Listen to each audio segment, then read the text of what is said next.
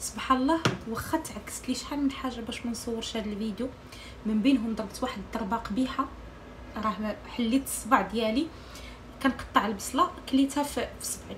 واخا هكاك لقيت راسي ما عنديش شحال من حاجه وقلت غنصور. هذا طويجن اقتصادي وفي نفس الوقت كيجي لذيذ بزاف. عندي هنايا جوج ديال الفخاط ديال بيبي راهم كبارين وثقالين اللي شريحتهم من بعد ما غسلتهم مزيان بالملحه وسكين جبير ورقدتهم، فشوفوا فلحتهم غير باش تدخل معاهم العطريه. وهذه هي سببي في هذه الضربه هذه. كنت باغيه نقطع البصله رقيقه في واحد لا ماشين عندي كتقطعها بحال هكا كما كنقولوا طويله. ساعه ضربت صبعي وانا نكمل التقطاع ديالها كيف ما كان، شي صغير شي كبير. غادي ندير في الاول غير شي شويه لان هذا غادي يجي مخضر بالبصله.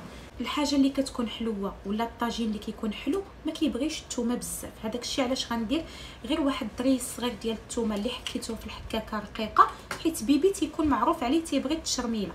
غادي ندير واحد شويه ديال المعدنوس، شويه ديال الملحه، شويه ديال الابزار، ما نكثرش الابزار،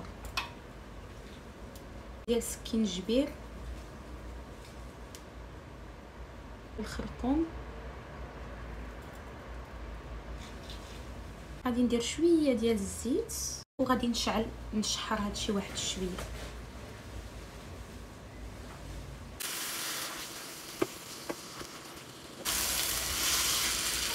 غير تشوفوا اللحمه تقلات مزيان هكا، الدغيمره تقلات وطاحت ديك البصله الاولى، كتزيدوا البصيله. من الاحسن تكون ديك البصيله هكا مشنفه رقيقه باش كتجي معسله وكتجي زوينه. انا في الحقيقه تالي دوزتها غير في القطاعه ديال اليد هكا رقيقه لحقاش ضربت صبعي. غادي ندير عويدات ديال القرفه هادو كبار، غادي نقسمهم باش يطلقوا هكا عويده.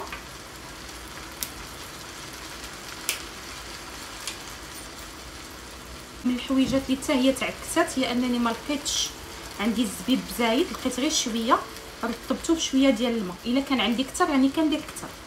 غادي نروي. بالنسبه لهذا الطاجين هذا ماشي بحال الطاجين ديال التراب، يعني هذا راه بحال اللي كنطيبوه غير فشي طنجره عاديه، كنطلو ساعه على الماء، والا كان اللحم ما طابتش والماء نقص راه كنزيدو، مي كنزيدو غير في الجناب. انا غنشد عليه مريره غادي نهز من المرقه ونديرها على البصله الفوقانيه باش تشرب هكا العطريه تاع هاد البصيله هذه. منين يقرب يطيب غادي نزيد شي شويه د العسل ولا شويه د السكر غير من الفوق. اهم حاجه ما تجهدوش على البوطه وخليوه يطيب على عافيه مهيله. البصيله دابت والزبيب قوت اللي كنت كنسقي هكا المرقه كان كيتشتت على اللحيمه من الفوق. غادي ندير شويه ديال السكر هكا على هاد البصيله الفوقانيه هذه والزبيب، شي حاجه ديال القريفه هكا مدقوقه باش كتعطي ديك الجهد.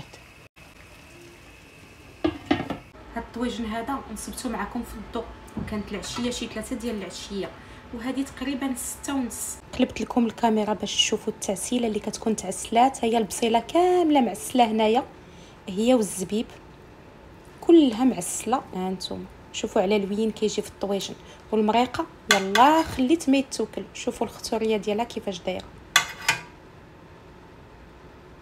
جربتوا هاد الطويجن عمرو يعاود يخطاكم، غتوليو ديروه وتعاودوا ديروه مره واحده اخرى.